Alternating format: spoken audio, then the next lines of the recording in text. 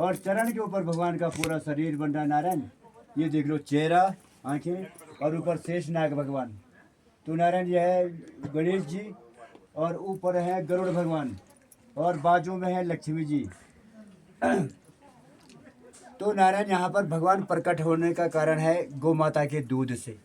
आज से 200 वर्ष पहले नीचे गांव है हमारा सुबाही नाम से, वहाँ से गौ माताएँ आती थी जंगल घास चुगने के लिए। काफ़ी गायें होती थी और उनके साथ एक ग्वाला।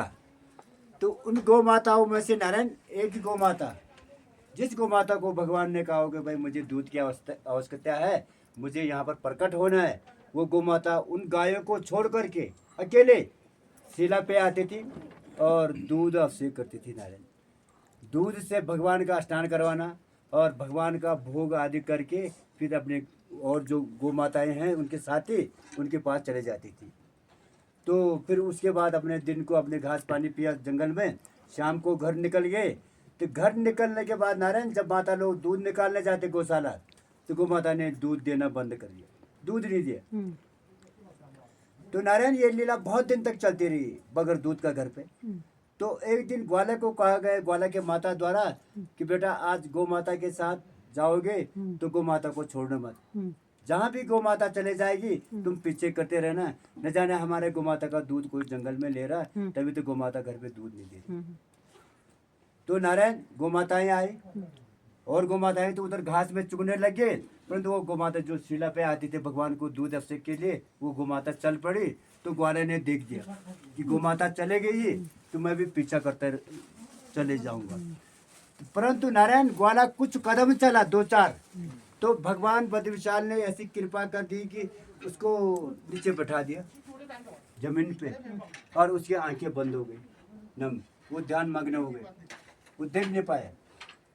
तो नारायण गौ माता जब शिला पर पहुंची तो पूरा अभिषेक पूजा वगैरह आदि किया। जब वो अपने गौ माता के साथियों के साथ पहुंच गई तब जाके उसकी आंखें खुली, तो वो भी चलने लगा, ग्वाला भी चलने लगा।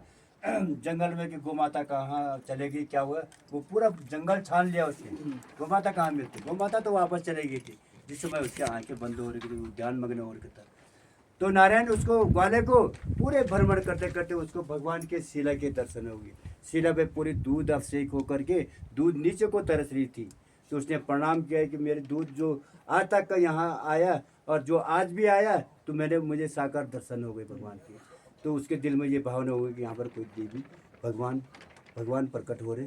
तो वो प्रणाम करके वापस चले गया। तो अपने गाय के पास, तो वो गौ माता वहीं मिली। तो शाम को घर ले गए वो गौ माता को। तो उसने अपने परिवार को और गांव वाले को बता दिया कि भाई वहाँ पर ऐसी ऐसी लीला है, दूध जो आज तक घर पे नहीं दिया वहीं चढ़ावा हो रहा था, तो वहाँ पर कोई भगवान प्रकट होने वाला हो। तो दूसरे दिन नारायण समस्त ग्रामवासी सुबाही द्वारा भगवान की पूजा की गई। तो उस शाम से गौ माता घर पे दूध देना चालू कर दिया। तब से नारायण निकाला हुआ दूध भगवान को चढ़ता है स्नान करने में और भोग लगाने में। तो नित्य 12 महीना पूजा होती नारायण यहाँ। और पंचबद्री में है ये, पंचबद्री में यहाँ कपाट बंद नहीं होते नारायण। तो नारायण शास्त्रों में लिखा है, जोशीमठ में भगवान नरसिंह जी की मूर्ति है, गई आप, तो उनकी कलाई जो है पतली होती जाएगी। जिस दिन वो कलाई टूटकर सिंहासन से नीचे जमीन पे गिर जाएगा, उस दिन बद्रीनाथ में नर और नारायण पर्वत दोनों आपस में मिल जाएंगे और भविष्य बद्र में भगवान बद्र विशाल साक्षात चतुर्भुज रूप लेके प्रकट हो जाएंगे। बोले बद्र विशाल भगवान की जय। सुनाओ तो कैसा